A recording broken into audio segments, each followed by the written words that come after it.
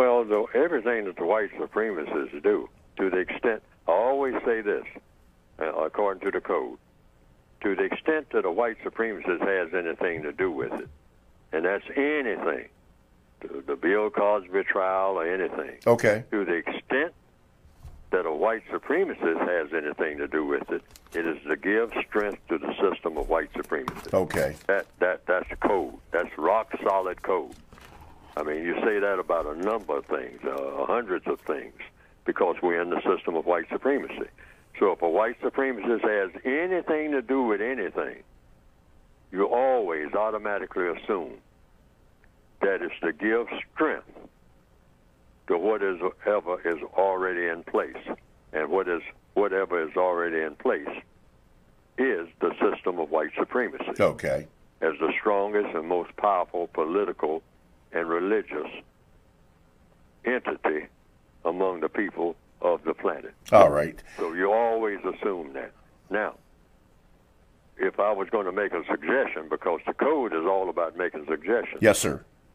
If we're going to remodel anything, as far as money is concerned, worldwide, and particularly what we call United States money, Northwestern Hemisphere money, and maybe in the Southern Hemisphere, if you talk about Brazil and whatnot, and all of those places and whatnot. If you have any money with people's pictures on them at all, which I say money shouldn't have people's pictures on it, should be neutral. You shouldn't glorify anybody on money. Money is supposed to be available to everybody, okay?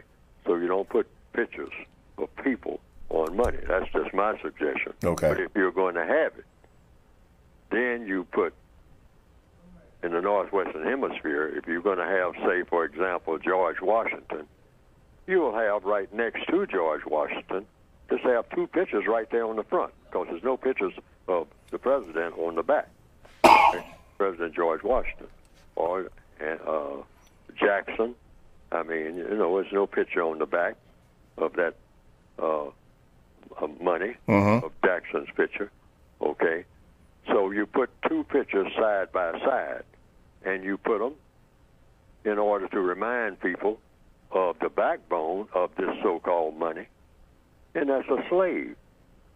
Pick out any slave. Slaves that are unknown. Bring up some of the names of slaves who are never mentioned. Doesn't have to be Harriet Tubman or someone like Phyllis Wheatley or some of the prominent people, Booker T. Washington. Not necessarily. Just some anonymous slave. I mean, they found this picture somewhere, but the person is a slave. Just put that picture right there next to Jackson, all right, on that bill, right next to it.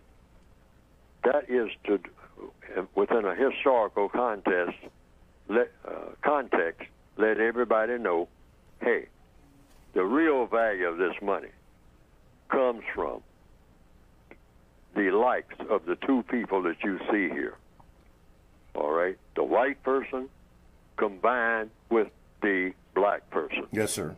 That's where the value of this money came from, all right? Mm-hmm. Okay.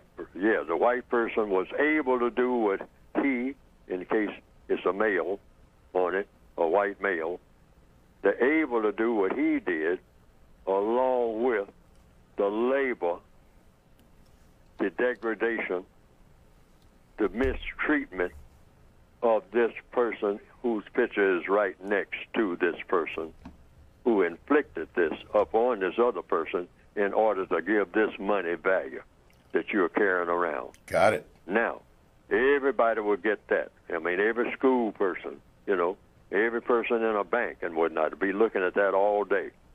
I worked at the Bureau of Engraving and Printing, so I know a little bit about, yes, sir. Yes, looking at these pictures going off the press all day long, stacks of it. Old Jackson. Yeah. Right? Okay. I mean, this man named Jackson, all right, a very prominent name in slave owning and people who were interested in keeping slavery going. Now, here in 2018, still have their pictures on the money. Still. So let's put the slaves there next to them. Yes. So that people say, hey, this money has value because of these two people you're looking at. Yes. We That's have what made the money valuable.